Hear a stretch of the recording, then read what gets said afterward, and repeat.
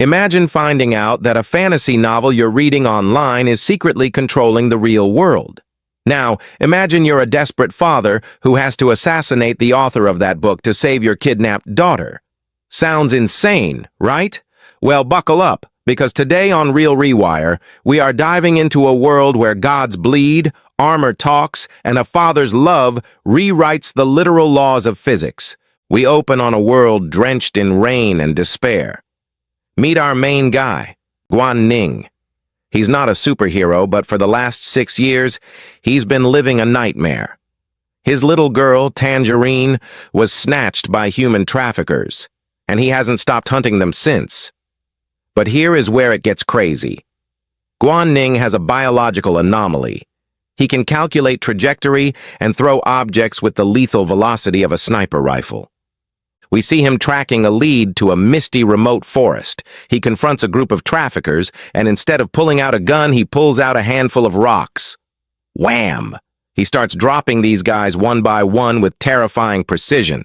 It's absolutely brutal. But before he can get the answers he needs, the police raid the place. In the chaos, Guan Ning is mistaken for one of the criminals and thrown into a transport van. His massive 6-year manhunt? It looks like it just hit a brick wall. But stick around, guys, because this is exactly where the real mind-bending journey begins. While locked up, Guan Ning is suddenly intercepted by a woman named Tu Ling. She's ice-cold, wearing a sharp suit, and she works for an absolute behemoth of a tech conglomerate called Aladdin. Her boss is a billionaire named Li Mu. Li Mu has all the money and power in the world, but there's one huge problem. He's dying. Every time Li Mu makes a public appearance, he suffers these violent, agonizing seizures. And the reason why will blow your mind. Li Mu is convinced his life force is tied to a web novel called The Godslayer. Whenever the villain in this book, a terrifying entity named Lord Redmayne, gets hurt, Li Mu starts coughing up blood in the real world. So Tu Ling offers Guan Ning a devil's bargain. Aladdin has used their massive, illegal surveillance network to locate his missing daughter, Tangerine. They will give her back to him, but only if he does one little thing. He has to murder the young author of the novel, a guy named Lu Kongwen, before he can finish the story. Guan Ning is blinded by grief. He's been searching for 6 years. He agrees to the hit. He's given a high-tech suit, a weapon, and sent back into the city. But what Guan Ning doesn't realize yet is that he's about to step into a war that crosses dimensions. Now, we shift timelines right into the pages of the novel itself. Welcome to the antique world. The visuals here are absolutely stunning. Think ancient pagodas, dark magic, and a sky that constantly looks like it's bleeding. We meet the book's protagonist, a young warrior who is also named Kong Wen. He's on a suicide mission.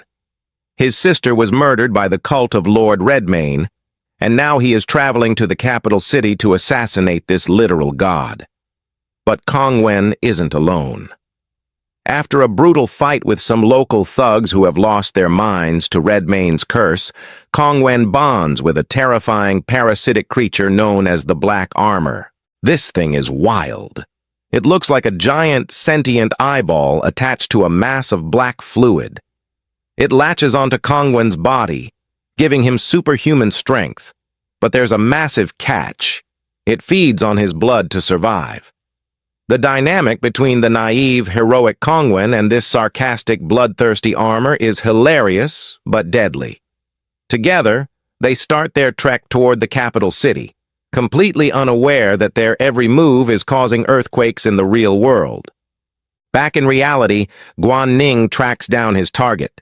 He expects a mastermind, but instead, he finds Lu Kongwen living in a tiny, trash-filled apartment.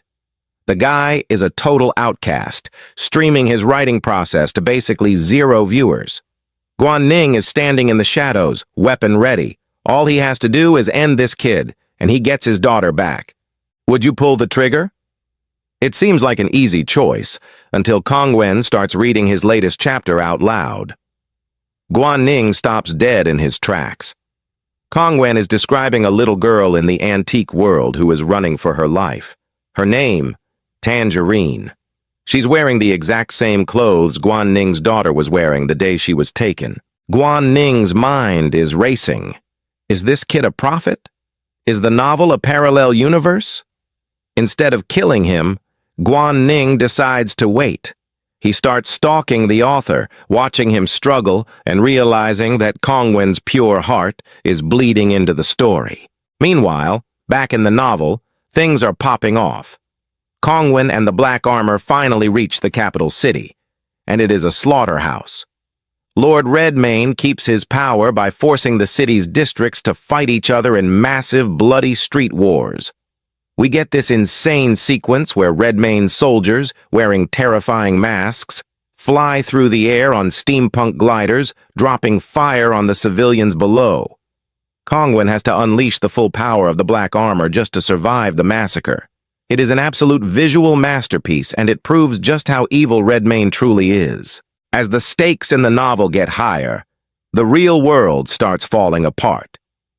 Tu Ling, the cold corporate enforcer, starts digging into her boss's files. And what she finds changes everything. Prepare yourselves for a massive twist. Li Mu lied. He never found Guan Ning's daughter. He totally fabricated the evidence just to manipulate a grieving father into doing his dirty work. Even crazier, Tu Ling realizes that Li Mu's seizures aren't magic at all. They are a psychological manifestation of his own extreme guilt and narcissism. He's just a corrupt billionaire who thinks he's a god. When Tu Ling confronts him, Li Mu completely loses it. He realizes Guan Ning isn't going to finish the job, so he sends his elite, heavily armed security forces to wipe out both the father and the author. Suddenly, we are thrown into a high-octane chase sequence through the city streets. Guan Ning goes full John Wick, using his supernatural stone-throwing abilities to absolutely demolish armored SUVs and heavily armed assassins. He's not just fighting for his life, he's fighting to protect the author, because if Lu Kongwen dies, the Tangerine in the novel dies with him.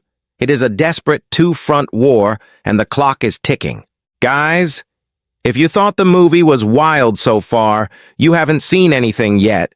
We have finally reached the climax, and the cross-cutting between the two worlds is pure adrenaline. In the antique world, Kongwen breaches the inner sanctum. We finally see Lord Redmane, and he is a colossal, 400-foot-tall, multi-armed giant bathed in gold. The CGI here is massive. Kongwen and the Black Armor are fighting for their lives, dodging attacks that level entire city blocks. But in the real world, tragedy strikes. The corporate assassins finally corner Lu Kongwen. They brutally attack him, knocking him completely unconscious. The author is down. The story stops. And in the fantasy world, Lord Redmane pins Kongwen to the ground, raising a massive blade for the killing blow. Redmane is going to win because there is no one left to right his defeat. But wait. Guan Ning looks at the open laptop. He's not a writer. He doesn't know how to craft beautiful prose or follow fantasy rules, but he knows how to be a dad. He sits at the keyboard and just starts frantically typing. What he writes next is the greatest twist in cinema history. He doesn't write a magic spell. He types, "Suddenly, a red warrior appeared holding a Blue Gatling Gun. Boom!" In the fantasy world, a hero resembling Guan Ning drops from the sky. The ancient wuxia music cuts out, replaced by the deafening roar of a massive, modern-day heavy machine gun. It is utterly ridiculous, completely unexpected, and incredibly awesome. Guan Ning's sheer willpower and love for his daughter literally rewrites the laws of the universe. He starts shredding a 400-foot god with a Gatling gun, and it is the most satisfying thing you will ever watch. Under the barrage of Guan Ning's heavy artillery and Kongwen's final strike, Lord Redmane is obliterated. The giant crumbles to dust. And at that exact moment in the real world, the billionaire Li Mu suffers a massive fatal stroke. His empire collapses instantly. The evil in both worlds has been defeated. Inside the novel, the war ends. The sun comes out over the capital city, and the fantasy version of Tangerine is saved. Guan Ning reads the final sentences, tears streaming down his face. He found peace in the fiction, but the real world still owes him a debt. We cut to the aftermath. Lu Kongwen survives the attack. He goes on to publish his novel, becoming wildly successful, with Guan Ning standing by his side as a friend and protector. Guan Ning's rage is finally gone, but he never stops looking. One quiet afternoon, Guan Ning is walking down a normal city street. Suddenly he hears a voice. He sees a young girl standing on a bridge up ahead. With his heart in his throat, he starts to sing a lullaby, the exact same song he sang to his daughter 6 years ago. The little girl stops. She slowly turns around. It's her. It's the real Tangerine. After crossing through hell, surviving corporate assassins, and literally rewriting a parallel dimension, the Odyssey is finally over. The father and daughter run to each other, proving that no matter how dark the world gets, the stories we fight for can change reality itself.